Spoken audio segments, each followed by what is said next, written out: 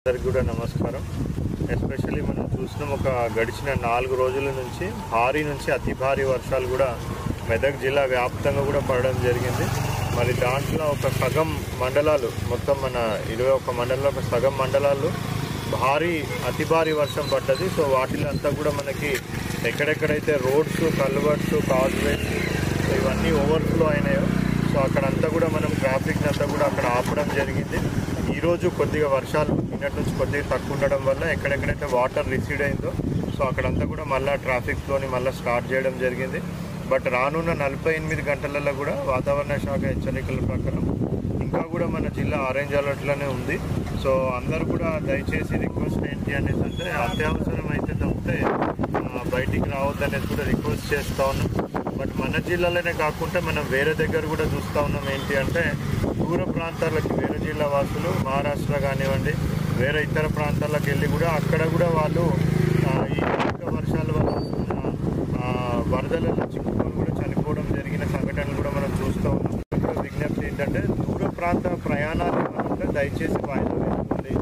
So మన దగ్గరనే కాదు మన చుట్టుపక్కల ఉన్న రాష్ట్రాలలో కూడా భారీ నుంచి అతి భారీ వర్షాలు పడుతూ ఉన్నాయి.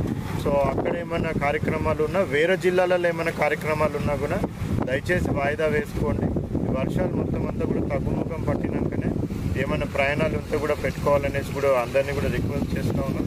అదేవిధంగా ఎక్కడెక్కడైతే మనకి ఎలక్ట్రిసిటీ ప్రాబ్లం వచ్చిందో మ్యాక్సిమం అన్ని ప్లేసెస్లో రిస్టోరేషన్ చేయడం జరిగింది. ఇంకా కొన్ని ప్లేస్లో ఆల్రెడీ సబ్మర్జ్ అయి ఉంటే అవి వాటర్ కొద్దిగా తగ్గంగానే అక్కడ కూడా రిస్టోర్ చేయడం జరుగుతుంది. సో అవే కాకుండా రోడ్స్ ఏవైతే దెబ్బతిన్నాయో సో తాత్కాలికంగా ఈ వాటర్ కొద్దిగా రిసీడ్ కాగానే 2-3 రోజులలో తాత్కాలిక పనులన్నీ కూడా చేయడం జరుగుతుంది. పర్మనెంట్గా కూడా ఏమేమి రిస్టోరేషన్ పనులు చేయాలో అవన్నీ కూడా చేయడం అనేది కూడా జరుగుతుంది.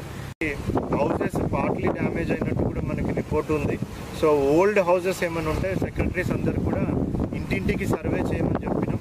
పాత పాడుపడిన ఇల్లు ఏమైనా ఉన్నట్టయితే కూడా వాళ్ళని రిహాబిలిటేషన్ సెంటర్లో పెట్టి టెంపరరీ అరేంజ్మెంట్స్ అంతా కూడా చేయమని చెప్పినాం. ప్రజలు కూడా ఏమైనా ఇల్లు కూలిపోయేటట్టు ఉంటే కూడా సెక్రటరీని కాంటాక్ట్ అయ్యి టెంపరరీ షెల్టర్స్లో వాళ్ళందరూ వెళ్ళాలని కూడా వాళ్ళని కూడా విజ్ఞప్తి చేస్తాం. Thank you. ఇది వేరే మట్టే సార్ మిక్సీ పట్టినట్టు ఇక్కడ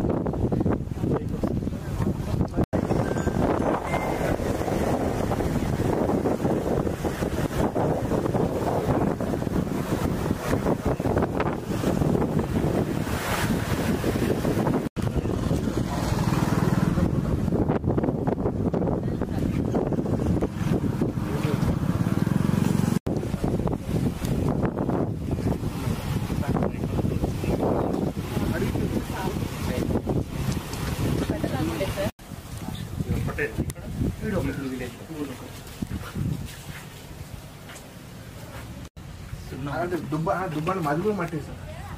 దుబ్బ తెల్ల అది కూడా మట్టే సార్. వర్షం కాగుతుంది నానిపోతే పడిపోతుంది.